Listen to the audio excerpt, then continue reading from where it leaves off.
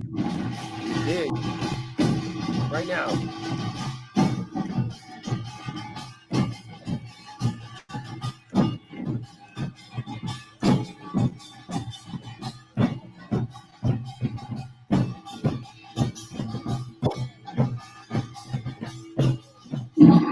Dig. Right now. Here we go. Where's that coming from? Are you playing that? I am playing now. Let's go. I'm spreading it around again, Joe, just because. Right now. Here we go. Where's that coming from? There. Whoa. Sorry about that. I was hearing that. All right. Here we go. Get out. Get out. Get out. Get out. This is not worth going to jail over, man. Stacey, get out. We're not going to jail. You get out the way. You get out the way. You have your time to show out. Get off of him. Fuck out of here, Jack. You fucking neo-Nazi piece of shit. Come on, see Kyle. See Kyle. We know you love to see Kyle with Richard Spencer and the Clark brothers. You fucking Nazi trash. Get the fuck Get the up fuck out out of here. here. Need to get escorted out like a bitch. With mobbed on your bitch ass.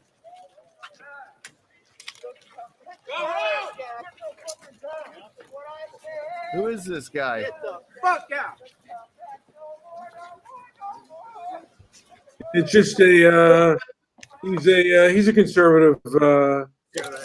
What? This is Jack Posobiec. No. I know who Jack is. What agency is the person? Oh, these are security for. Who says he's being detained? What are you talking about? These are security for news agencies. Oh, these are your Jack. Are these your people? No, Like these are other security. They're for. I forgot who she's with. They're both for local news agencies. I do appreciate it. And we're looking at this now. You're a Nazi. Yes. Right. Well, we are Transparency and Merit. We're back. I'm Joe. I'm here with Brian. And yeah, I was the one who came up with the show. This is Transparency and Merit, and this is K-pop and social justice. You know, I noticed a little while ago that K-pop was mass tweeting hashtags to things it's thought was involved with white supremacy, things like White Lives Matter or All Lives Matter. And I was kind of getting it in, basically tweeting back and forth to these individuals. And, I asked some of them, I said, you guys know that, Black Lives Matter's leadership is Marxist. And I kind of asked them, I said, do you know about Black Lives, their leadership? And I asked them if they were Marxist, and they were like, I don't even follow politics. One of them even kind of said, and they talked about white supremacy and how bad it was to be a Nazi. And there are a lot of interesting things going on here right now. And I don't know if the people who are flooding the Twitter section of these hashtags, if they are Korean Americans, or if they are, I think that the majority of them are just they're K-pop fans from South Korea. And South Korea is kind of an interesting situation. The Korean War lasted from June 25th, 1950 to July 27th, 1953. Over 39,000 Americans lost their lives. That number at one time was a little bit higher. I think it was about 53,000 they had estimated, and then that number turned out to be wrong. So, yeah, and I'm just kind of getting into the mindset. The establishment, not just in America, but around the world, seems to be behind Black Lives Matter. And in a sense, because I think Antifa and Black Lives Matter are closely linked, they've had some arguments with individuals, but I think the leadership and those involved are somewhat closely linked. They are helping one another. And this all could be wrong. It just looks that way as of now, that because these riots, unlike the 1992 riots and other riots in the past, these riots seem to be all over the United States, and it's in places where riots and looting didn't take place before. So these are rather unique, and the establishment, again, seems to be behind this movement.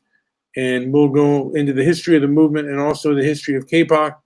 Joe, you've looked into the history of K-pop. Do you have anything that's kind of interesting or like to expound on that?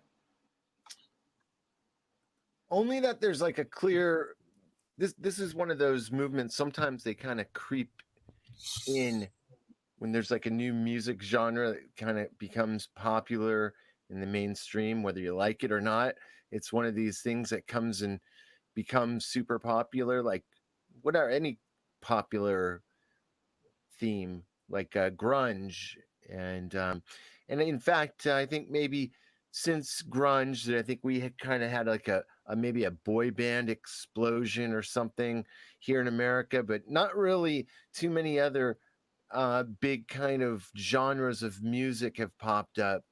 And so K-pop is one that I noticed, and I lived in Korea in the early 2000s and 2002 and 2003. And I remember uh, there was an artist named Boa, female, who wore this boa. She's famous for, at least that my memory, and her name was Boa. And she was a huge star, a pop star in Korea. And right around that time, there were these other bands that they look like just this bizarre mixture of what in America would be considered a boy band and rap and all this stuff. And so I kind of got some early like a head start on like this new big thing that I saw coming, and it all kind of disturbed me because when I another side story, when I first got to Korea and I started help working with a family, I worked with this Korean girl, and she had a big poster of Britney Spears on her wall.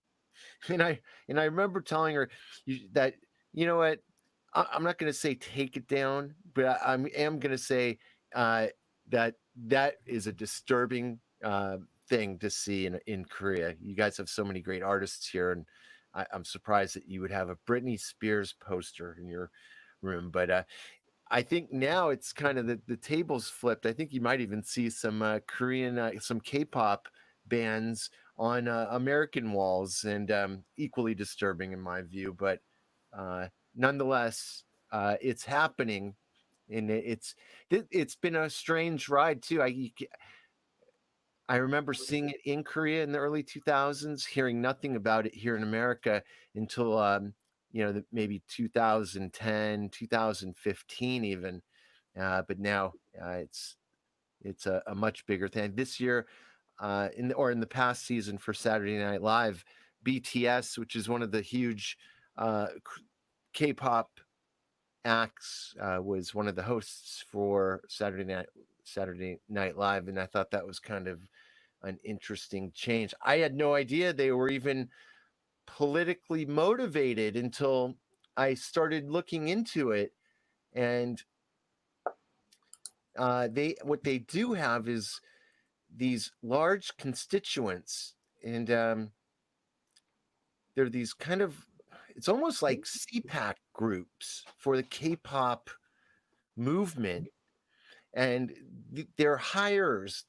They come and uh, they promote the they promote K-pop, and that's what they're paid to do, and they raise tons of money, and it's a pretty interesting thing. Once I started looking into it, I had no idea about this kind of side thing. It's definitely connected to their visibility in the media as far as K-pop and Black Lives Matters goes. That was all very interesting, but also to me very produced. You know, I wanted to kind of add that, I mean, I just noticed, you know, it was, I don't know when it started. I don't know if it was a White Lives Matter or actually there was Whiteout, Blackout Tuesday, and then they had like and I could be wrong about the days, but there was a Blackout Monday, and I think they had a Whiteout Tuesday. And on the Whiteout Tuesday, they had just a bunch of K-pop just flooding that section. So they are, I guess, they feel like they're taking a fight to white supremacy, and which is very, it's very opposite to what I would have expected too. Also, when I was in South Korea, I saw a lot of racism there. Ignorant and true, but I saw it. I knew college-aged people who often would tell me just the most racist jokes and laugh about it, kind of like out in public, no, kind of on the hush, just while walking down a busy street and kind of telling this joke that was like really offensive, and I found that interesting, but it was very common with the college age, at the college age level, and also what I've found is in K-pop, while the idea of K-pop is very supportive of diversity, and they've got this kind of facade of supporting these groups that are left.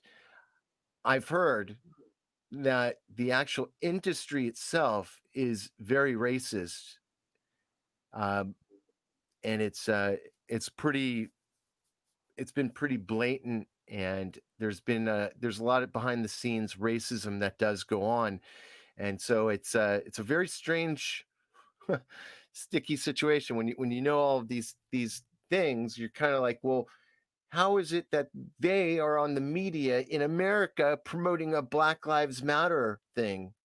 Sure doesn't add up to me.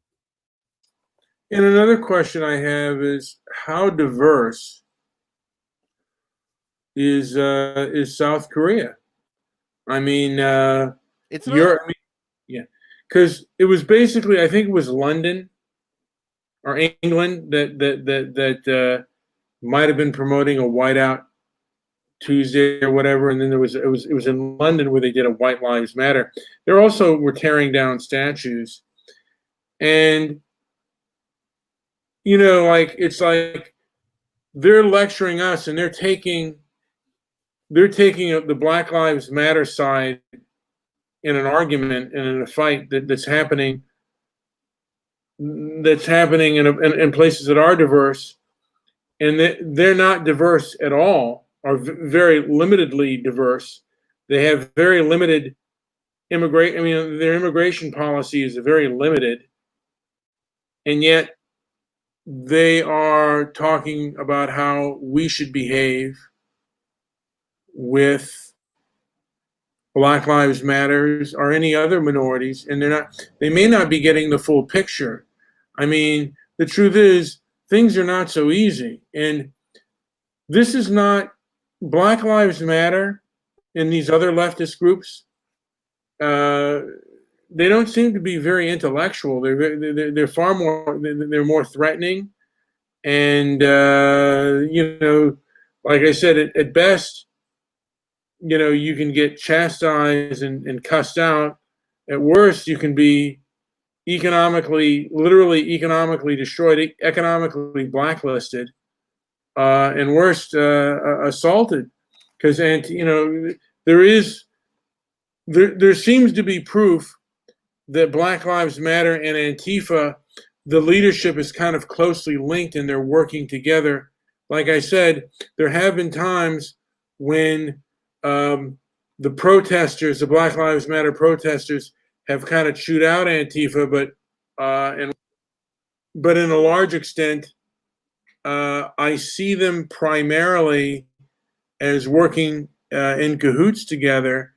Because like I said, this has been a planned thing, and how they've been able to do looting and burning in areas where that hasn't been in the past. So they're getting transportation, and they're working in almost like like just a mechanized effort. Like their efforts seem very organized. And I wonder how much also they're using social media to do this, while censoring other forms of media that points this out, and harming our safety. Those who want to report on it and try to protect us are stifling that. I'm just kind of curious on that. It's just something, I know it's a little bit off there, but yeah, I'm just curious on all of the mechanisms, all of the inner workings on this whole situation. Joe, do you have anything to say while you were in? Because when you were in South Korea, it was still at the height of the 9/11 tragedy and the war in the Middle East, and they were very anti-Bush and I guess they might have been even anti-Iraq war, because at first we supported it, and then once things started to fall apart over there, we started to not support it. Yeah, and they're very militarized there, so I found it interesting, but there was a lot of anti-American sentiment, and overall more anti-American sentiment than anti-Westerner sentiment, but it was there. There were restaurants with signs that wouldn't allow Americans, or what some that would say Westerners. Some had ashtrays with a picture of George Bush right in the spot where you'd butt out your cigarette, and just a lot of signs, and a lot of people kind of making jokes about the Bush situation and the whole the whole Iraq war situation. Yeah, I Yeah, I noticed mean, because one of the things that Korean Americans at one time, and this might have, by the time you got over there, it might have changed, but a lot of Korean Americans were very grateful to the United States and very pro-America, because during the Korean War we helped them fend off North Korea. We fought North Korea. We fought the Chinese, and we fought the Soviet Union on behalf of them, along with our allies, our other Western allies. But we took the brunt of that. And South Korea also fought with us, I think, till the bitter end in Vietnam. I have one friend whose brother served in Vietnam and was very impressed by the Korean troops there. They were very dedicated and very very hardworking. I mean, they treated their troops far more harshly than our American troops. They would actually slap them and beat them at times. So there was definitely a little bit more of a harsh treatment of the South Korean troops. than there were of the American troops. And I think probably, I wonder if stealing and theft and Law and Order, I mean, like, like if you had a bike, would you have to lock that bike up in North Korea? I mean, in South Korea, Joe? No, probably not. Most Yeah. likely not. So again, South Korea taking, and I don't know, like I said, I don't know if these are, American people that I think they're the people I was conversing with. I'm thinking they were Korean. I don't know if they were, I think they were like Korean from South Korea, but their country's not diverse and they don't have the same problems we do with diversity and the same type of conflicts that we do with diversity. And the same thing with many parts of Europe, South Korea and Japan, and those countries do not have the same type. They don't have migrants coming in like we do, or refugees or anything like that. And yet they're lecturing us about white supremacy. It did bother me. It's like you guys aren't necessarily an example of diversity and harmony. Maybe if you were diverse and you had harmony, you could then show us how it's done.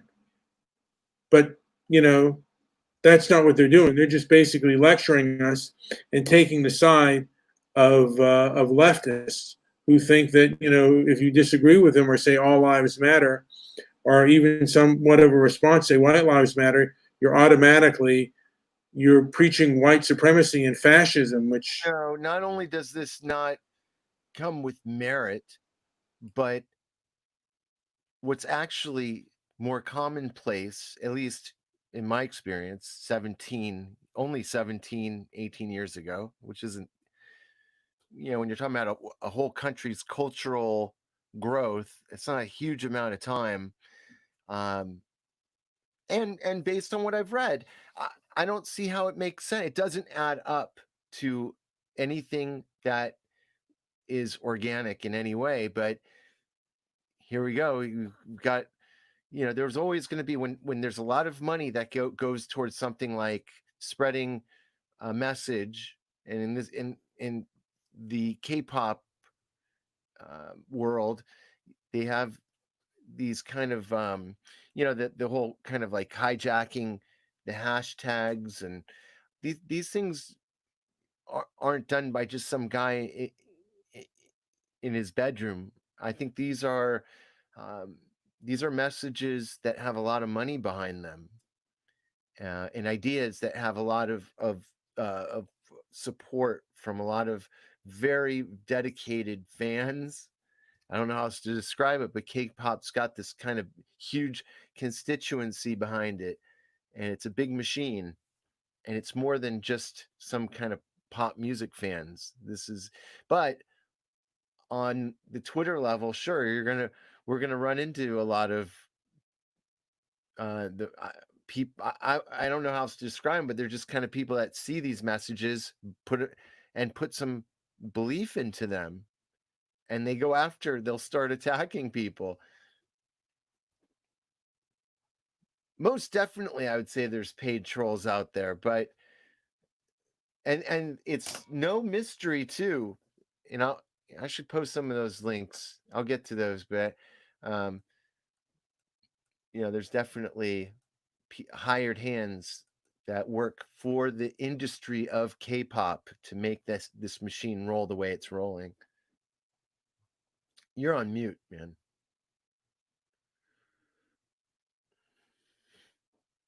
Brian, you're muted. Oh, I'm sorry.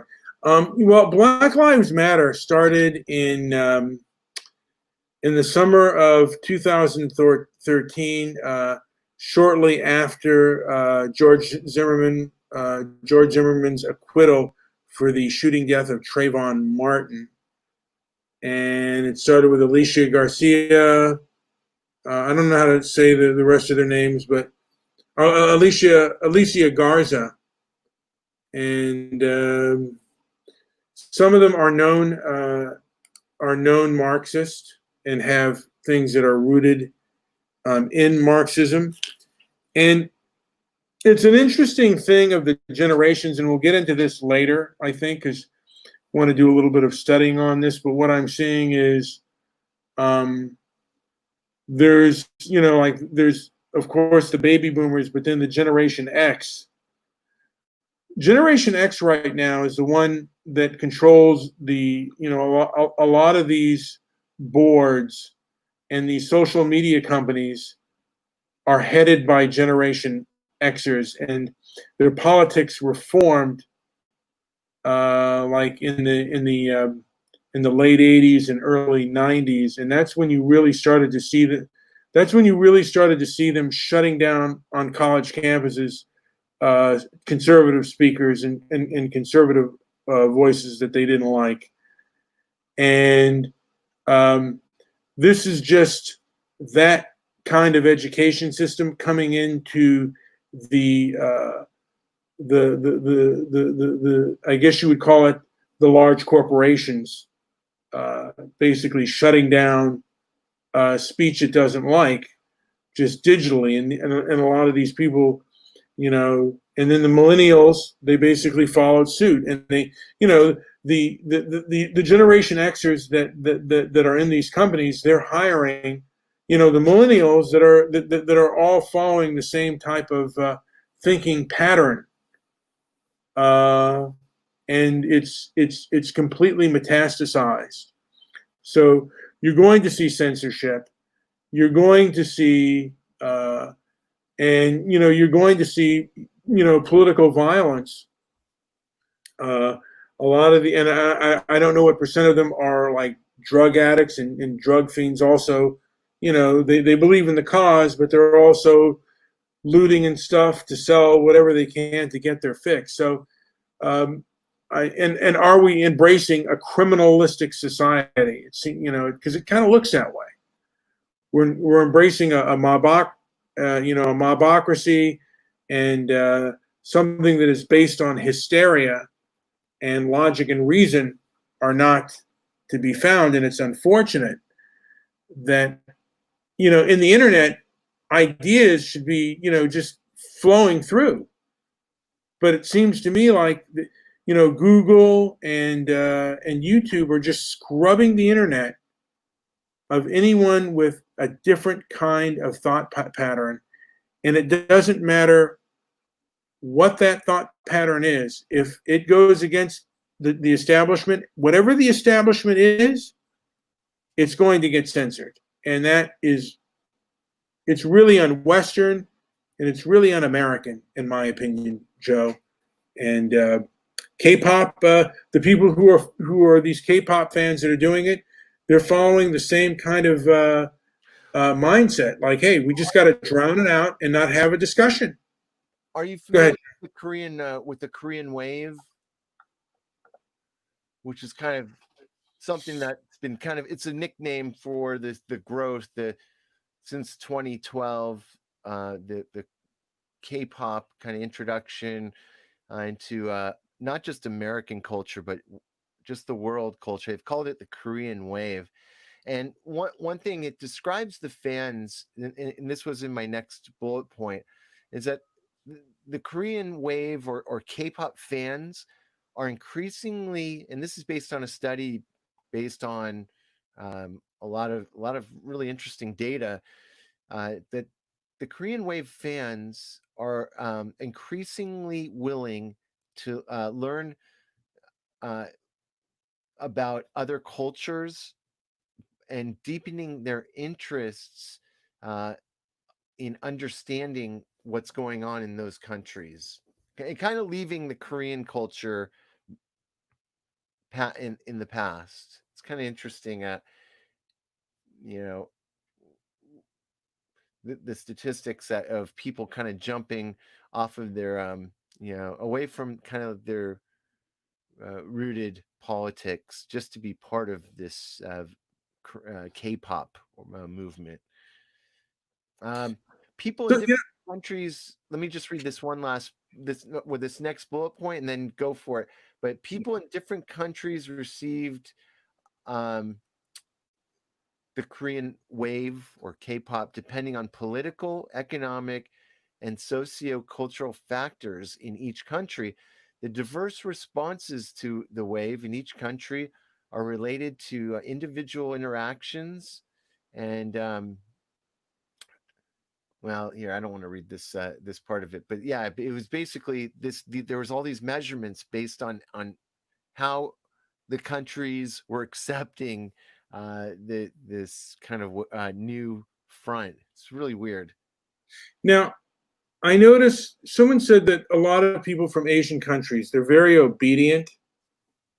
And, there's a difference within like the family structure in Korea and then the family structure in America. It's not as intergenerational as it is in America.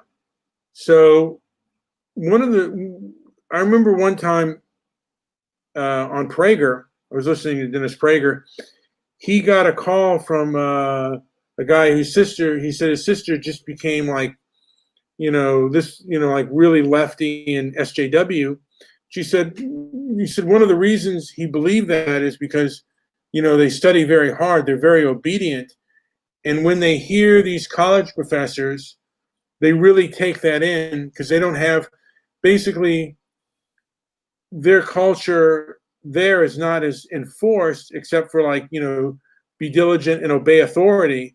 And that's exactly what they're doing when they get to America. They're obeying the authority and the authority is left. So a lot of them are taking that leftist ideology in, and they take it hook, line, and sinker. And I'm saying this, I believe, with not only but with a lot of Asians, whether they be from Japan, Korea, or India. I mean, Korea and India have far more bigger immigrant groups, and they become very far left. And they often, get that, white supremacy kind of thing, and they get indoctrinated. What I've noticed about the indoctrinated is, I mean, you can't talk to them like it's like they don't want to hear the other side. They just basically what they want to do is censor. It's like they either want you to obey, or if you don't obey, they want to punish you. And it's like, man, it seems to be all over. And one of the reasons I resented that coming from a foreign nation is they don't know how oppressive. I think they don't know how oppressive the left can be in this country, and not only in this country but in the West in general. If you have a different opinion, they come after you, and the establishment seems to have embraced this.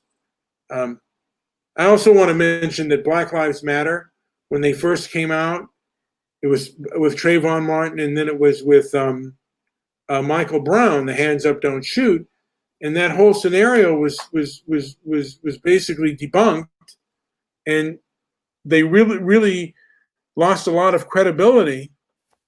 And now with this George Floyd situation, they've made a comeback, and it's like the establishment has given Black Lives Matter almost unquestioned authority. And those that follow them, if you question them, they will force you to bend the knee. They will do, like I said, economic blacklisting, and in some cases, physical threats.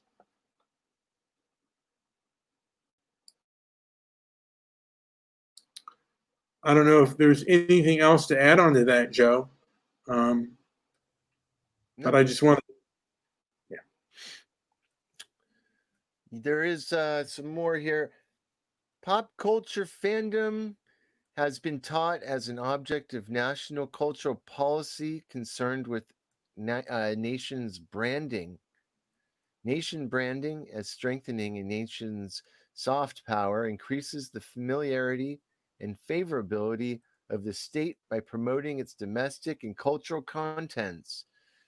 Uh, Branding is it's also defined as a cross-cultural communication process that very much resembles the advertising process. And I only bring that part up because so much of K-pop it does remind me of just an ad campaign. The music, to me, is just I I know some people who say it's okay to dance to, or it's a guilty pleasure or something like that, but I don't find any real value in it. I mean, I don't really like it. I don't think and it doesn't catch my fancy at all. But yeah, I just thought it was kind of interesting that from the advertising angle, very important aspect of looking at it, it just seems so produced.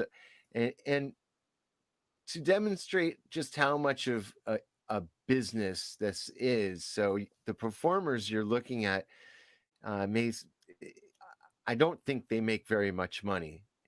In fact, I've heard that they're working in slave labor conditions. I don't know if you've heard this or not, but in the K-pop world, uh, it's not even a secret. It's basically slave labor. 90%. Oops. Let me fix this really quick.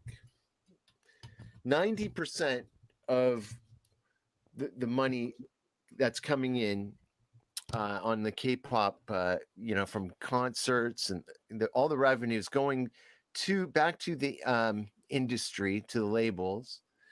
And what I've heard is that the performers are, you'd think, okay, well, 10% to the performers, 90% to the people with all the money. And I've heard that after all the breakdowns are done, the performers are getting maybe 2% of the take, which is still probably a lot of money, but it's just not what it seems, I think. And yeah, the slave labor aspect of it is very interesting, and very much, when you think of, so why are they supporting, then it just muddies the water that much more when I started thinking about how strange that is to be supporting a Black Lives Matter campaign. It just seems to be the complete opposite of what it's kind of promoting here. Well, look, I mean, they think they're on the right side of history, and part of it is what they're being told. Like I said, the mainstream media is telling you one side of the story, and the internet is censoring a lot of opposition to it. I mean, if not censoring it, well, they're censoring it in different ways. They're not. They're certainly not letting it naturally flow. Like if you want to look at any other opposition information, it's kind of difficult. And that's kind of by design. And like I said, these people believe they're doing the right thing. A lot of people, I don't think they think, this is going to benefit me. A lot of times people believe the ends justify the means. So however I act or behave, I'm going to win. And they believe that they're fighting. I believe the people who are, with Antifa and with Black Lives Matter, they believe they're fighting white racism and white supremacy and systemic racism. They believe they're fighting, like fascism. They believe all that stuff. And, Korea, yeah. I even believe the leadership believes that they're fighting that. Korean public organizations such as Korea Foundation and Korea Foundation for International Cultural Exchange dedicated to spreading the Korean music and their Korean wave contents and supporting fans and clubs abroad. So these are interesting organizations to kind of keep an eye on. Like where are the representatives from these companies, and where's the transparency there? K-pop, and I wonder if they are responsible for any connections to the Black Lives. And, and also we have to also look the international, because Hollywood is also very left. So we also have to look at, how their fan base is like within America, because I think a lot of Korean Americans are also K-pop fans, and how they're established with the Americans over here, those who promote them, and those who those who deal with them over here. They're probably listening to them. I mean, before I thought it was the teachers, but not so much. I think that they are probably connected to the Hollywood, the Hollywood industry and the music industry in America, and those industries are very left. So they're being influenced by them, and they're being influenced to act a certain way and behave a certain way. So they believe that they're fighting a right and good cause. My big issue for me is, I personally, my preference is to have an intellectual society and have, as much intellectual debate as possible with less of the emotion. And I wish the establishment, the establishment seems to be siding with juvenile behavior, and it's gotten worse over the years. I guess since the advent of rock and roll and the like, what was rebellious sold, and now it's gotten where rebellion, whether right or wrong, has become mainstream. And is this rebellion a good thing? If you can't question it, how good is what you cannot question? And I'll leave it there. I think I have exhausted that time, but how good is a revolution that you're forbidden to question?